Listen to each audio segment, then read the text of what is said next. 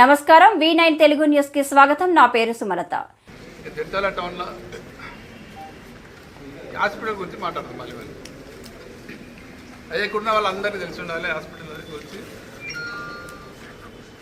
జడ్చర్లకు 100 పడకల హాస్పిటల్ అనేది శాంక్షన్ అయ్యే అవకాశం లేకుండా నేను మంత్రిగా ఉన్నా కాబట్టి జడ్చర్లకు, ఎందుకంటే మామూలు పక్కనే ఉంది, అవకాశం లేకుండా శాంక్షన్ చేయించాను.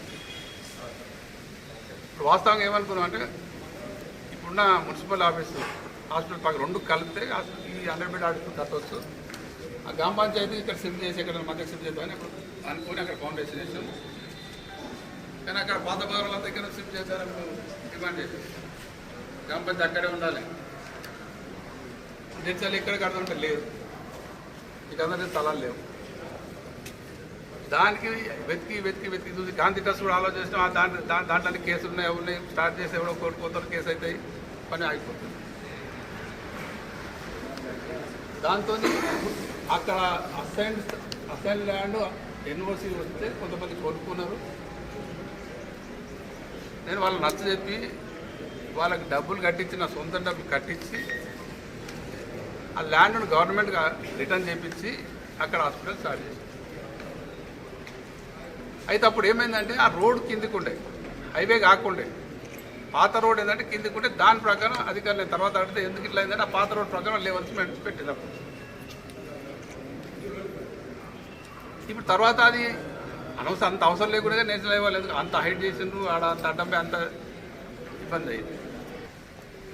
దాని మీద చర్చ మళ్ళీ దాన్ని కూడా నిన్నట్టు కూలకూడదాం. నో ప్రాబ్లం, నేను చెప్తున్నా. నేను అది కొని స్థలం అక్కడ కట్టించిన కాబట్టి నువ్వు 3 ఎకరాలు కొని స్థలం జడ్చర్ల టౌన్లో, దూరమైందన్నా జడ్చర్ల టౌన్లో ఇచ్చి ఆ బిల్డింగ్ నేను కడతాను. నాకు ఖర్చుతో అది ఆన్నే ఉండండి, దాన్ని ఏం చేద్దాం, ఇంటికి వాడుకుందాం, ఏం చేద్దాం వేరే. వచ్చే వర్షాకాలం లోపల నువ్వు 15 రోజుల కానీ 4 రోజులు జడ్చర్ల టౌన్ మధ్యన ఒక 3 ఎకరాలు కొని స్థలం చూపి ఆ బిల్డింగ్ నా సొంత డబ్బుతో నేను కడతాను. నేను నా తాతలతో తీసుకుంటున్నా, ఇంకోటి చేస్తాను. నేను నోటుకు వచ్చి మాట్లాడడం కాదు, ఇంక రెడీ కానీ నేను రెడీ ఉన్నదాన్ని. ఆ యాస్టీజ్ ఎక్విప్మెంట్ అవే పనికి వస్తుంది, ఫర్నిచర్ అదే పనికి వస్తుంది. ఆ బిల్డింగ్ ఒకటి నేను దాతలు పట్టుకుంటున్నా, నేను సొంతంగా పెడుతున్నా, ఏ పెడుతున్నా ఆ బిల్డింగ్ యాస్టీజ్గా నువ్వు 3 ఎకరాల స్థలం కొని జడ్చర్ల టౌన్ సెంటర్లో నేను బిల్డింగ్ కట్టిన రెడీగా ఉన్నా. ఇంకా ఇబ్బంది పోతుంది, మళ్ళీ హాస్పిటల్ మాట్లాడితే ఆ ఇబ్బంది పోతుంది.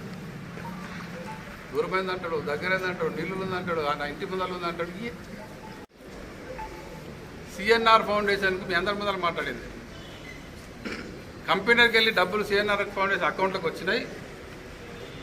లక్ష్మణరెడ్డి గారు మొత్తం వాడుకొని కొంచెం ఆడబెట్టింది. ఇదేనా అన్నది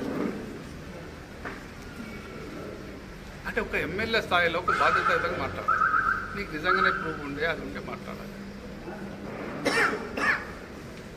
సిఎన్ఆర్ ఫౌండేషన్ కానీ నాదేదన్నా ఫౌండేషన్ ఇంకేదన్నా కానీ ₹1 ఇసిజెడ్కి వెళ్ళి కానీ ఇంకోటి నుంచి కానీ ₹1 వచ్చి ఉంటే నేను మొత్తం రాజకీయాలు వదిలిపెట్టి ఆయన ఎంబడి ఉండి ఆయన 30 ఏళ్ళు రాజకీయం చేస్తే నేను బతుకున్న రోజులు ఆయన ఎంబడి రాజకీయం చేస్తే ఆయన ఎంబడి ఉంటుంది. ఆయన మళ్ళీ పోటీ కూడా చేస్తాను. అది నిరూపించకుంటే ఆయన ఏం చేస్తాడు, మరి ముక్కు భూమికి రాస్తాడా, కొన్నిసార్లు చెప్తాడా, రాజీనామా చేస్తాడు. అంటే ఇది ఇంత అభాండం అంటే నిజం ప్రజలు అనుకుంటారు, నిజమే వచ్చి ఉండొచ్చు అనుకుంటారు. మీకు అందరు తెలిసి ఉండాలి, ఏదైతే వికలాంగులకు స్కూటర్లు దాదాపు 250-300 స్కూటర్లు ఇప్పించినాము.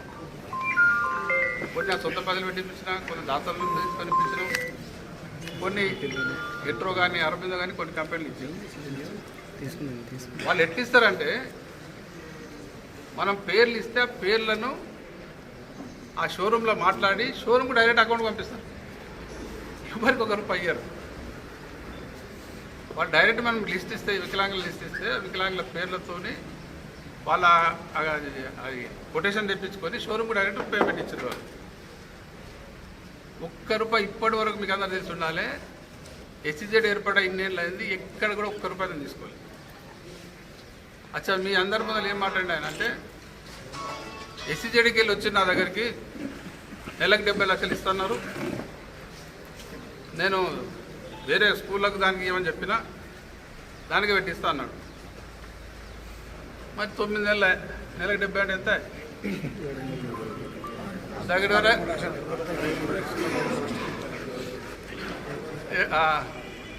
6 కోట్ల మరి 6 కోట్ల రూపాయలు ఏ స్వచ్ఛంద కార్యక్రమాలు జరిగినాయి చూపించాలి, లేకుంటే నువ్వు తిని ఉండాలి, అంతే కదా. ఆయనే చెప్పండి, ఆయనే మీ అందరి మీద ప్రెస్ మీద చెప్పండి, ఎన్నో లోపల కాదు. ఇచ్చి జడికెళ్ళి నా దగ్గర వచ్చింది నెలకు 70 లక్షలు ఇస్తానని, నేను దానికి పెట్టమన్నా దీనికి పెట్టమని చెప్పా, పెట్టిస్తా అన్నాడు. మరి ఇప్పటికి మరి 7 కోట్ల రూపాయలు 9 నెలల మరి 70 అంటే అవి ఎక్కడెక్కడ పెట్టించినావు, మరి ఎవరు జేబులకు చెప్పాలి.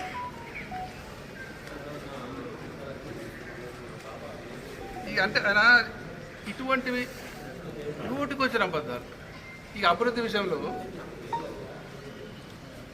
గవర్నమెంట్ మారుతాయి, ఎమ్మెల్యేలు మారుతారు, గతంలో సాంక్షనే కంటిన్యూ చేస్తారు. ఎవరైనా కంటిన్యూ చేయాలి, ఎవరు చేసింది వాడు. సరే కంప్లీట్ అయ్యంటే వినాగ్రహం చేయాలి, చేస్తున్నావు, నేను ఏమన్నా చేసినావు, నేను పంచాయరాజ్ బిల్డింగ్ వినాగ్రహం చేసినావు, బి ఆఫీస్ అది నేను కట్టినా వినాగ్రహం చేసిన దాన్ని తప్పులే చేయొచ్చు. టెండర్లు అయిపోయినాయి, కంటిన్యూ చేయాలి. నా టైంలో సాంఖ్యన రోడ్లను ఏమంటాడు, బాలనగర్ గంగాపూర్ రోడ్ అది ఫేక్ అయినా అసలు శాంక్షన్ కాలే, నేను వచ్చినాక శాంక్షన్ చేసిన అన్నాడు. అంతే కదా అన్నాడు కదా. ఆ మిగతా రోడ్లన్నీ కూడా అయినా అన్నీ కూడా కొన్ని క్యాన్సల్ చేయించిండు, కొన్ని పనులు ఆపించిండు, కొన్ని రీటెండర్ పెట్టించాడు.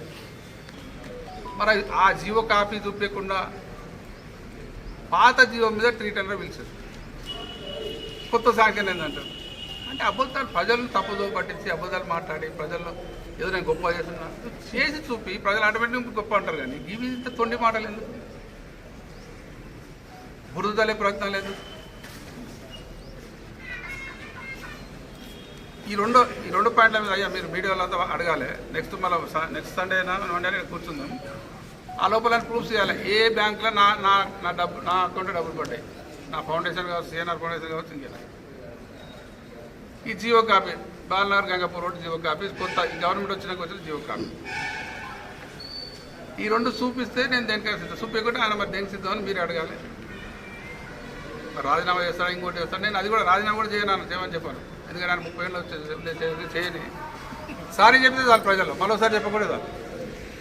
మరోసారి ఇటువంటి మాటలు మాట్లాడకుండా ప్రజలకు సారీ చెప్పి నేను అబద్ధం చెప్పినా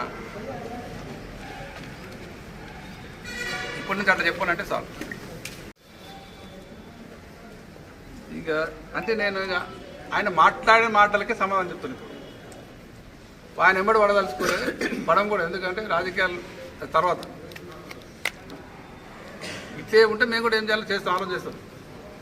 మామూలు కూడా ఎవరు ఎందుకు మాట్లాడతారంటే అరే ఏం మాట్లాడుకొని మాట చూద్దాం అనుకుంటే ఇట్లేదు అయిపోతుంది.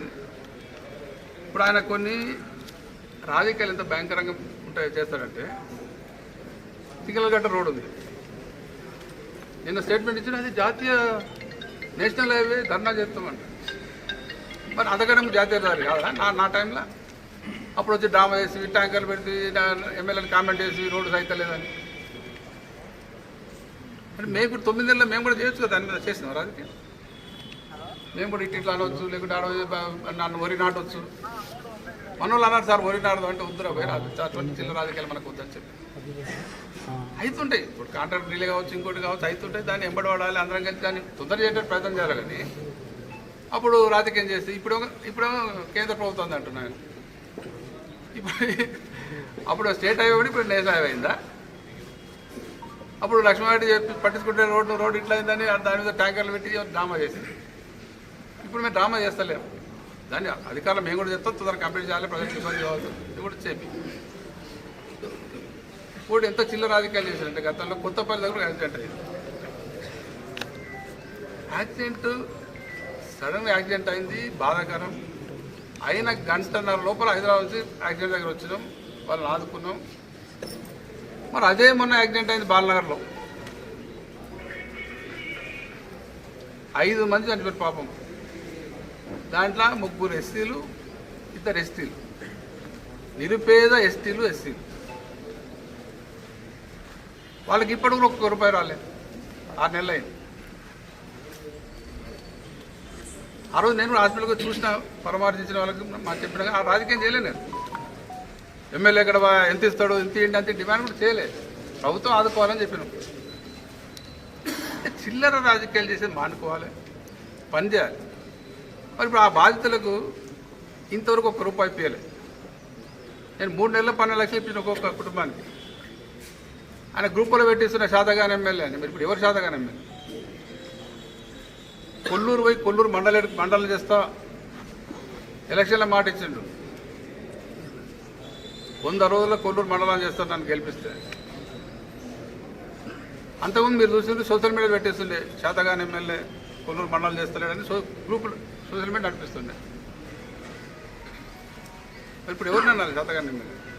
ఓడగొట్టడానికి ఆయన ప్రయత్నం చేస్తే కూడా వాళ్ళ ఊళ్ళో నాకు ఓట్లు వేపిస్తే కూడా మల్లురేమో ఈయనకు సపోర్ట్ చేశాడు.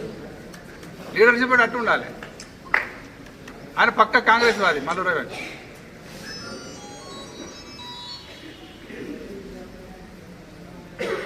ఇంకా చెప్తే చాలా ఉన్నాయి, ఇంకొద్దు.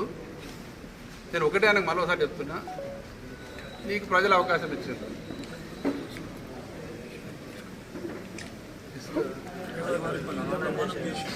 అచ్చా అయ్యవారిపల్లె ఇసుక సంబంధించి గతంలో ఎవరో కాంట్రాక్టర్ ఎవరు వచ్చి అక్కడ ఇసుక రీచ్లో కుప్పలు వేసినాడు, ఊళ్ళంతా గడబడేస్తే నా దృష్టికి వస్తే నేను ఎంబడి మాట్లాడి నేను ఆపించాను. మీకు అందరు తెలిసి ఉండే ఆ టైంలో కలెక్టర్ ఆర్డర్ ఇచ్చిండ్రు. గవర్నమెంట్ వర్క్స్కు ఇసుక దంపున్నాయి కాబట్టి తీసుకుపోవాలని ఆర్డర్ ఇచ్చాడు. అప్పుడు మళ్ళీ రైతులంతా మాట్లాడి నాకు ఫోన్ చేస్తే నేను కలెక్టర్తో మాట్లాడి ఆ ఆర్డర్ ఆపించి ఇసుక బంద్ చేపించాను. నా టైంలో ఒక్క డాక్టర్ ఇసుక పోలే. తర్వాత మీకు అందరూ తెలిసి ఎన్ని ట్రిప్పులు పోయినా మీద తెలిసి. ఎందుకు మరి మీడియాలు కూడా చాలా ఉదాసీనంగా ఉన్నారు. మరి ఓవరాల్గా నల్లకుంట మోస్తుంటే పట్టించుకోరు లేదు. అరే నడి బొడ్డున నల్లకుంట మొత్తం నింపుతుంటే ఇసుక టిప్పర్లు అడగోలే పోతుంటే కూడా మరి మీరు నాలాగా సుత అనుకున్నారేమో. 9 నెలలు సుత అనుకున్నారేమో. అయితే ఆ ఇసుక కూడా మరి తర్వాత ఎంతమంది మీకు తెలుసు? అడిగిన వాళ్ళు ఊరోళ్ళు ఇసుక పోతుంటే కలర్ ఆర్డర్ ఇచ్చాను అన్నాడు. ఇక నేను వాళ్ళ ఎవరు తీసుకుపోయిన అంటలేను. ఇక అది అందరికి తెలుసు. ఆ ఇసుక ఎవరు అమ్ముకున్నారో అందరికి తెలుసు. అది ఏమన్నాడు దాని గురించి. కానీ ఆయన ఏమన్నాడు అంటే, అంతకుముందే కలెక్టర్ ఆర్డర్ ఉంటే నేను ఆర్డర్ క్యాన్సిల్ చేయించిన. మొన్న రైతులు అడితేమని కలెక్టర్ ఆర్డర్ ఇచ్చిన గవర్నమెంట్ తీసుకుపోవాలి కదా అంటారు. అంటే ఇంత మాట మార్పు, ఇంత కథ ఎట్లయితే ఇప్పటికైనా ఆయనకు మరొకసారి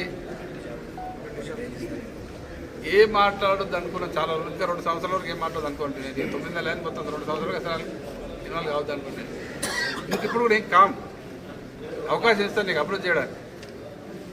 అభివృద్ధి చేయి, మంచి పేరు తెచ్చుకో, ఇంకా బాగా చేయి. కానీ ఎదుటోని బంధం వేసి నువ్వేం కావాలనేది కరెక్ట్ పద్ధతి కాదు. నీవు ఇంకా పెద్దగా కావాలి. నాకంటే మంచి చేసి మంచి పేరు తెచ్చుకో. నన్ను బంధం వేసి నువ్వు మంచి పేరు మంచివాడు అవుతా అనే ఫీలింగ్ కొన్ని తెస్తుందో ప్రజలు అర్థిస్తలేరు. అందరూ కామెంట్ చేస్తున్నారు. ఎక్కడ కూడా ఇప్పటి వరకు నా రాజకీయ జీవితంలో ఒక్క రూపాయి అవినీతి చేయలేను. 4 సంవత్సరాలు ఆరోగ్య శాఖ మంత్రిగా ఉంటే ఒక్క రూపాయి వరకు తీసుకోలేదు. అది ఆంధ్రప్రదేశ్ తర్వాత తెలంగాణ చరిత్రలో రికార్డు. నా సొంత డబ్బులు ఖర్చు పెట్టి పనిచేస్తున్నా తప్ప ఇక్కడ తీసుకోలేదు. ఇక నా సొంత భూములే నేను దానం చేసిన. మా ఊళ్ళో 10 ఎకరాలు కావచ్చు, ఇక్కడ 4 ఎకరాలు కావచ్చు, తర్వాత ఇప్పుడు హాస్పిటల్కి ఇప్పించింది కావచ్చు. లారీ అసోసియేషన్ 4 ఎకరాలు నా సొంత డబ్బులు పెట్టి అసెంబ్లీ ల్యాండ్ గవర్నమెంట్కి ఇప్పించి వాళ్ళకి ఇప్పించిన. స్థలం కూడా స్థలం లేకుంటే ఆమె ఆ ల్యాండ్ ఓనర్ ఎవరు అమ్మడానికి పెడితే ఆ డబ్బులు నేను కట్టించి గవర్నమెంట్కి ఇప్పించి అక్కడ ఇల్లు కట్టి, ఇది రంగారెడ్డి కూడా డబ్బులు కట్టి ఈ రకంగా చేస్తున్నా. ఇంకోటి నేను రాజకీయాలకు వచ్చింది ఒక హుందామైన రాజకీయం, హుందాగా ఉండాలి, ఒక విలువలతో కూడా రాజకీయం రావడం జరిగింది. ఆ రకంగా నడిపించినా, ఆ రకంగా మెయింటైన్ చేస్తున్నా, ఎక్కడ ఒక అవినీతి జరగకుండా. నాకు ఎమ్మెల్యే అనేది ముఖ్యం కాదు, ప్రజల భవిష్యత్తు, ప్రజల బాగోదు ముఖ్యం. తెలంగాణ కొరకు అవసరం వచ్చినప్పుడు రాజీనామా చేసిన. నాకు ఎమ్మెల్యే పదవి అవసరం లేదు. అప్పుడు ఇక్కడ తెలంగాణ వాదన, అప్పుడు ఓడిపోతా తెలిసి కూడా రాజీనామా చేశాను. సో వీళ్ళందరూ వద్దన్నారు, తిట్టిన్నాను. ఎందుకు ఎవరిని అడిగి రాజీనామా చేస్తారు, రాజీనామా చేయొద్దన్నారు. అప్పుడు రాజీనామా చేసిన ముందర కూడా నాకు ఎమ్మెల్యే పదవి ముఖ్యం కాదు, ఎమ్మెల్యే పదవి కూడా ఆరాటపడే వ్యక్తిని కాదు. ఒక రకంగా చెప్పాలంటే ప్రజలు చాలా మంచి పని చేశారు, రెస్ట్ ఇచ్చారు. ఒక రకంగా నాకు మీకు అందరికి తెలుసు, అంటే అసలు ఈ టైంలో నేను వచ్చి ఇక్కడ మాట్లాడే పరిస్థితి కూడా కాదు. అతను కూడా తోటి ఆయన ఎమ్మెల్యే ఇంకా నాకు ఫోన్ చేసి మాట్లాడాలి ఏంటంటే అది విడిచిపెట్టి రాజకీయం చేసుకుంటా. నేను ఇప్పుడు హ్యాపీగా ఉన్నా, మా ఇంట్లో మా ఫ్యామిలీకి టైం ఇవ్వగలుగుతున్నా. ఎలక్షన్ అప్పుడు చెప్పిన మీటింగ్లో, గెలిపిస్తాం మీ అదృష్టం, ఓడగొడితే నా అదృష్టం. ఆ సంతోషం ఇక్కడ చిన్న బాధలేదు నాకు. ప్రజలు తీర్పిచ్చారు, దాన్ని శిరసాగిద్దాం. కాకపోతే అట్లని కంప్లీట్ రాజకీయాలు ఇంట పడుకునేది కాదు. ఖచ్చితంగా మా లీడర్లకు కార్యకర్తలు అండగా ఉండడం అని అన్ని సందర్భాల్లో అవసరం వచ్చినప్పుడు జడ్చాల సమస్యల గురించి మాట్లాడతాం. నీకేమైనా అవసరం ఉంటే సహకారం అందిస్తాం. నువ్వు కూడా ఉందా రాజకీయం చేయి. పొద్దులేసే లక్ష్మణుడి గురించి మాట్లాడు, ఆ గవర్నమెంట్ 10 ఏళ్ళు. ఈ 10 ఏళ్ళు కాదు, మీ 50 ఏళ్ళది గబ్బంతో 10 ఏళ్ళు సరిపోలే. లెక్కలే మరి 10 ఏళ్ళు ఏం జరిగింది, 50 ఏళ్ళు ఏం జరిగింది. గుడ్డిగా మాటలు తెలియజేస్తూ ఇక ఫైనల్గా లాస్ట్ ఆ పాయింట్ ఏదైతే 2 ఉన్నాయో, సిఎన్ఆర్ ఫౌండేషన్ కానీ నా అకౌంట్లో కానీ ఎక్కడన్నా కంపెనీలకు వెళ్ళి డబ్బులు వచ్చినాయి నువ్వు మాట్లాడినావు. వచ్చిండొచ్చు అనలే, వచ్చినాయి అన్నావు. అది కూడా అకౌంట్కి డబ్బులు వచ్చినాయి అన్నావు. దాన్ని ప్రూవ్ చేసే బాధ్యత నీది. అది ప్రూవ్ చేయి. బాలనార్ గంగపూర్ రోడ్ జియో కాపీ చూపి. అంటే నువ్వు ప్రజల్ని ఎంత మోసం చేస్తావు తేలుతావు కదా ప్రజలకి. ఎన్ని అబద్ధాలు ఆడతావు, ఎన్ని తొండి మాటలు మాట్లాడుతావు ప్రజలకు అర్థమవుతుంది. తప్పించుకొని లేదు చూపించాలి. నెక్స్ట్ 1 వీక్ వచ్చి నేను ఇక్కడ కూర్చుంటాం. మరి ఇక్కడ నాకు వీలు కాకుండా మా వాళ్ళు వచ్చి కూర్చుంటారు. మీరు మీరే అడగాలి అసలు. ఇప్పుడు మీ బాధ్యత కూడా, అయితే మీడియా మిత్రులు మీ బాధ్యత కూడా. మంచి పేరు తెచ్చుకో, మంచి పని చేయి. కానీ ప్రతిదీ బురదల్లుడు. నువ్వు అంటే నల్లమట్టి అమ్ముకుని అంటారు. అరే ఈ నల్లమట్టి ఇది అమ్ముడింది. అయ్యా మీ అందరు తెలిసి ఉండాలి. నల్లమట్టి సబ్జెక్ట్ ఏంటంటే ఉదండాపూర్ రిజర్వాయర్ శాంక్షన్ అయింది, అక్కడ కర్వెన రిజర్వాయర్. ఆ బండ్ నిర్మాణం చేయాలంటే మధ్యన CO2 అని ఉంటుంది. ఆ పక్క ఈ పక్క మట్టి ఉంటుంది, మధ్యన నల్ల మట్టి నింపాలి. ఎందుకంటే సీపేజ్ కాకుండా ఆ నల్ల మట్టి నింపాలంటే చెరువులోకి వెళ్ళి తీసుకొని నల్ల మట్టి నింపాలి. అది కాంట్రాక్టర్ టెండర్లే అది ఉంటాయి అవన్నీ. ఆ కాంట్రాక్టర్ ఊళ్ళోకి పోయి నల్ల మట్టి కొట్టుకున్నారు.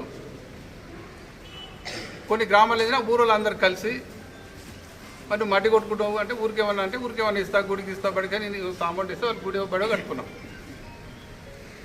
దాంట్లో ఎవరికి ఏం సంబంధం? ఏ ఊరు ఆ ఊరిలో తీసుకున్నావు.